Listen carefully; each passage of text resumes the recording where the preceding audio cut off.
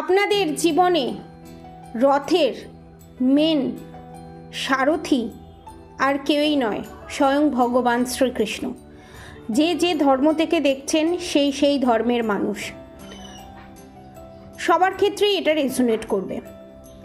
আপনাদের রথ কোন দিকে যাবে, অর্থাৎ আপনাদের জীবনের মোড় কোন দিকে যাবে, সেটা নির্দেশ করছে স্বয়ং ভগবান।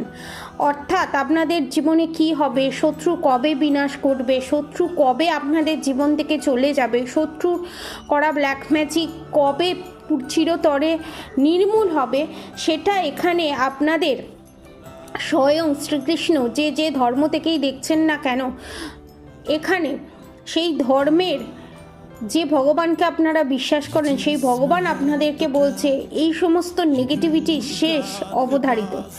যেমন পজিটিভিটি চিরকাল থাকে না, সেরকম নেগেটিভিটি চিরকাল থাকে না। যেমন সুখ চিরকাল থাকে না, সেরকম দুঃখও চিরকাল থাকে না। এটা একটা চাকার মতো, সুখ দুঃখ মিলিয়েই আমাদের জীবন।